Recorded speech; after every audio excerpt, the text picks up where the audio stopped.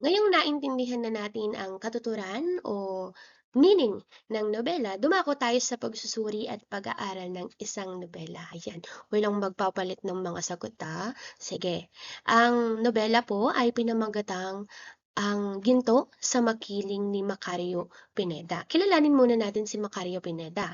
Si Macario Pineda ay isang manunulat na nagsulat mula sa panahon ng mga Amerikano hanggang sa mga unang taon pagkatapos ng ikalawang digmaang pandaigdig. Sumusulat siya ng mga akdang Ingles at Tagalog.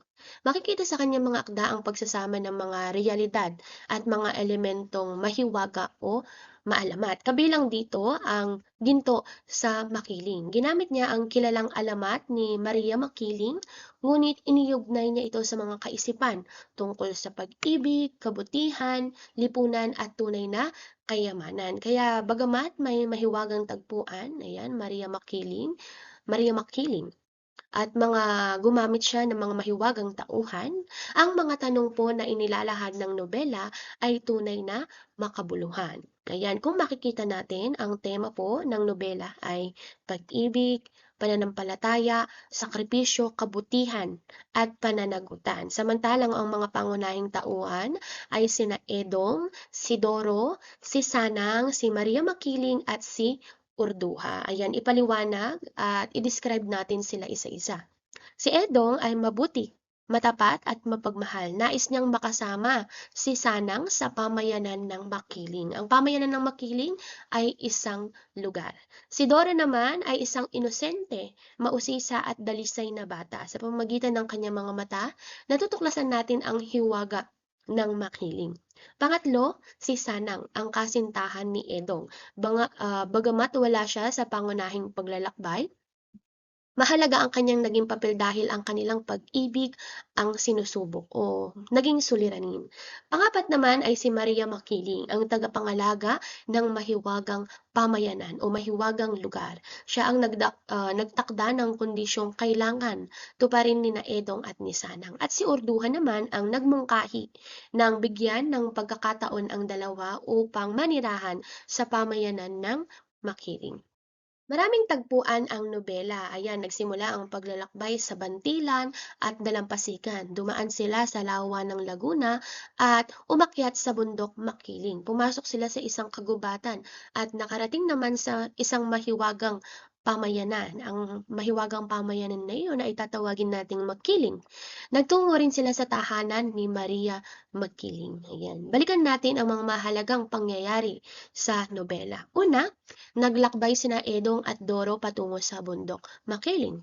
Pangalawa, nakarating sila sa mahiwagang pamayanan at nakilala ang mga naninirahan doon. Ikatlo, nalaman ni Edong na maaari siyang manatili sa Makiling, ngunit hindi pa niya maaaring isama si Sanang. Ikaapat naman, humingi siya ng pahintulot kay Maria Makiling. Ikalama, binigyan sila ng pagsubok.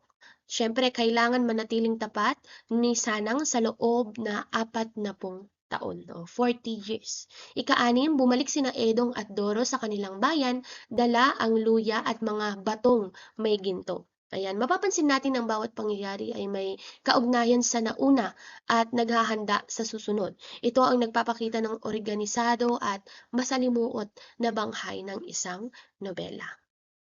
Narito ang mga simbolo ng nobela. Una, bundok makiling. Ito ay sumasagisag sa isang payapa, maayos at makatarungang pamayanan na malayo sa kasakiman at kaguluhan ng karaniwang lipunan. Pangalawa, ginto. Hindi lamang po material na kayamanan, kundi ito ay kaputihan, dalisay na puso, pag-ibig at tunay na halaga ng isang tao.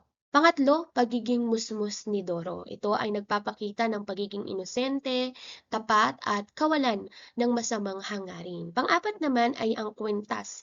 Ito ay ang pangako, tiwala, katapatan at pamamahala ni na Edong at Sanang. At panghuli, 40 taon. Ito ay sumasagisag sa mahabang panahon ng paghihintay, pagtitiis at pagsubok sa katapatan ng pag-ibig. Ito ang mahahalagang kaisipan ng nobela. Ang nobela ay mas mahaba at mas masalimuot kaysa sa maikling kwento. Binubuo ito ng maraming tauhan, tagpuan at suliranin.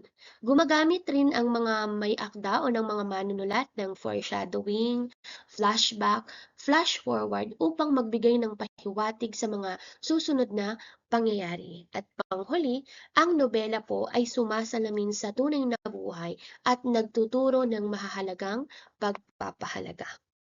Inaasahan ko na ang lahat ay nakapagbasa na ng nobelang Ang Ginto sa Makiling ni Macario Pineda. Ayan, ito ay binigay ko na gawain sa inyo noong nakaraan pa na Lunes, kaya ang deadline po ng pagsusumite ng gawain na ito ay sa Biyernes hanggang 4:30 p.m. lamang.